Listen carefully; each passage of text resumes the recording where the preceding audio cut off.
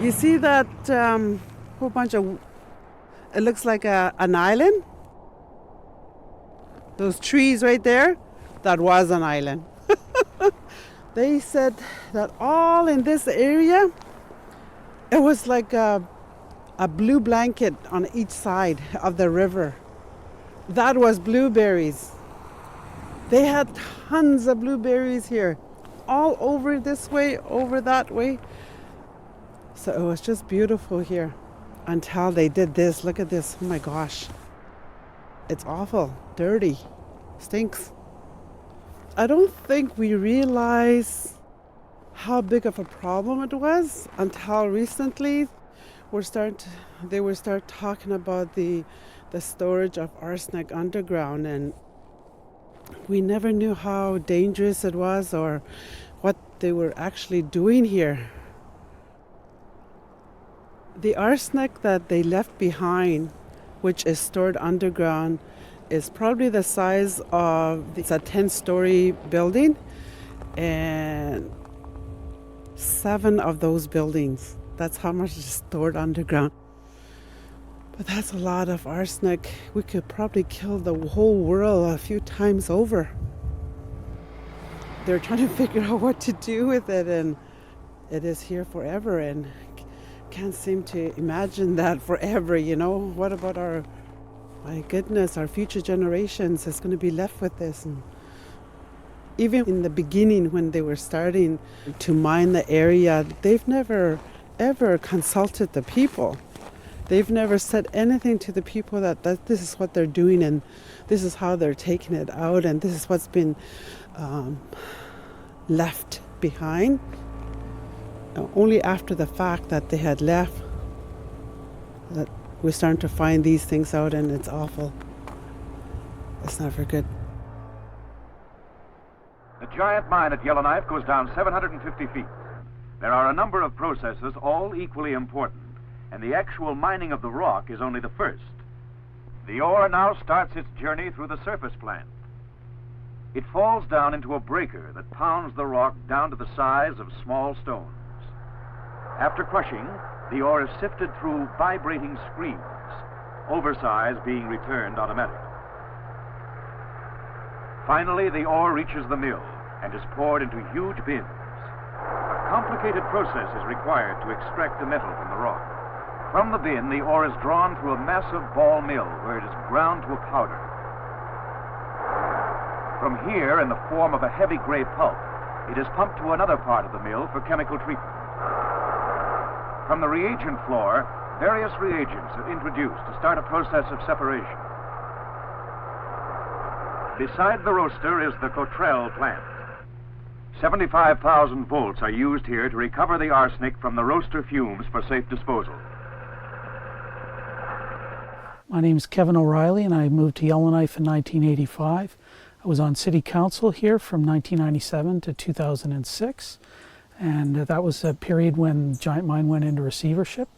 Since then, I've worked for a variety of federal, territorial, nonprofit organizations, and my work on Giant Mine now is currently with Alternatives North.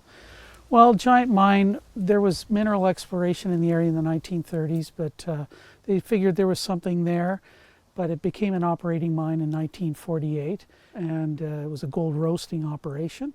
It finally closed in 1999 when it went into receivership. That was the end of the mine. What we have left on this site is 100 buildings. There's a number of tailings ponds. There's 95 hectares. But of course, the big legacy is the 237,000 tons of arsenic trioxide that is stored underground, and it's in 15 old mined out stopes, as they call them, chambers. To put that into perspective, that's 7.5 times the size of a 10-story building. So it's a lot of arsenic trioxide. It's probably enough to kill all the humans on the planet a couple of times over, so it's a lot of toxic material. Part of removing the gold involved a processing that released the arsenic that was already in the rock. The arsenic that was in the rock wasn't going anywhere or interacting with anyone. But when it was released in processing, it became a powdered form that was highly water soluble. So arsenic trioxide, it's a proven human carcinogen.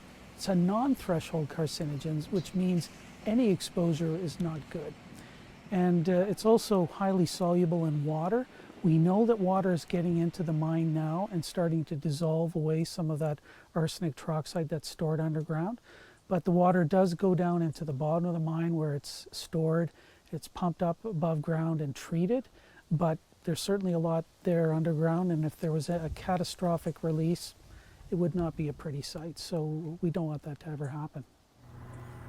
Underground, in a number of underground chambers and mined out stopes, there's 237,000 tons of arsenic trioxide. There's also arsenopyrite in tailings. So that's in process tailings. That's on the surface, spread over an area of over 200 football fields, as deep as 70 feet thick. There are 13.5 million tons of arsenopyrite contaminated tailings. The arsenic in that is still toxic, but it's not in as mobile a form or as soluble a form as is in the arsenic chambers underground.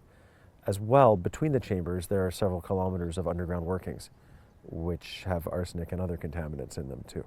The chambers that I've described that have the arsenic trioxide underground, they used to have permafrost around them. The ground was frozen. The disturbance from mining, among other things, has caused the permafrost to thaw. The proposal is to make what they're calling a freeze wall around the chambers, where you drill several kilometers of tubes around the edges of the chambers, and they were also considering underneath the chambers, depending on how the freezing functions. And then using a technology that's a lot like a skating rink, to use power to create cooling to make a frozen wall that's at least 10 meters thick in the rock around the chambers. Then once that was up and running, they were going to use a technology called a thermosiphon, which is a tube with no moving parts except for a gas inside it that takes heat out efficiently. And so without electricity added to that part, it can take heat from underground and dissipate it. It's temperature dependent. It depends on the climate, among other things. They need to be replaced periodically, but they don't need a lot of regular intervention or maintenance, and they've been known to work in the north well for periods ranging from 30 to 70 years. They're used at the diamond mines. You'll see some at the legislature here as well. Now, this proposal was intended to partly stabilize the site now to make it safe, but they want this to work over perpetuity, that this would keep on working forever, to use their own words, that this is, they have no intention of there being a walk-away solution here. Parts of what I've just described would require periodic or constant maintenance. And again, that is forever. Other aspects of the site that will require ongoing care and maintenance, water treatment. No matter what we do with the site, water is going to continue to get in there, move around, dissolve some of that arsenic, and that water has to be treated basically forever. Other aspects, the tailings areas out there, there will be some kind of cover put on top of them, a mix of soil and clay, liners, and so on. Those require inspection and care and maintenance, again, forever. So the thing that's always made me wonder about this is, where's that money going to come from forever to make sure that this gets done? How do we make sure that we've got the skill sets, the people on site, to make that they, with the skills and knowledge to actually carry that work out, not just now, 10 years from now, but forever.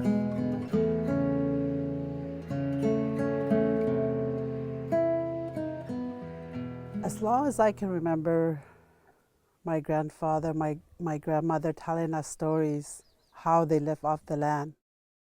In the summer, they would come to Great Slave Lake. In the fall, they would make camp at the Willie Day site, and they would get ready and prepare for winter. The men usually would leave the women and children and the elders behind and go into the Bearlands. They would hunt and trap up there till about maybe December, and that would be like a cycle. Every year they would do that, but they have always lived here. The missionaries came into this area probably in about 1700s. We hear stories of them talking about when they first came here, and they were really afraid of them because they didn't know who they were, and definitely different skin color. And the elders always told us that there would be more people coming, but we were to work with them, have peace with them. Our word for non-Dene people, the white people, we call them Kwe-t'i. Kwe is rock, T'i is people. So the white people's name came when the first prospector came, because we remember them as a person that was looking, that wanted the rock. So they remember them as the Kwe-t'i. So they're called rock people to this day. This is Yellowknife, where the Yellowknife River runs into the Great Slave Lake, a community created by gold, being continuously changed by gold. It is no longer the small pioneering town of a few years ago. The famous Wildcat Cafe is closed and derelict. The trapper's hut is overgrown with fireweed. The streets are deserted. There is little to indicate that Yellowknife is one of the most flourishing centers of gold mining in Canada. But in the new town, all one sees are signs of prosperity. A fine modern hospital, schools, flourishing stores, comfortable houses. Some 3,000 people live here, and the future is theirs for the making. Early on when I came to Yellowknife, I did hear stories from the elders with the Yellowknife Dene First Nation, and people like Fred Sangris, Isidore Tseta, talk about the changes that they've seen in the landscape here to their traditional territory, to their way of life. And no compensation, no public apology. And every time I hear those stories, it makes you mad, makes you angry about how we've treated our fellow human beings and people that were here before we arrived. And that hasn't really been resolved in any kind of a way.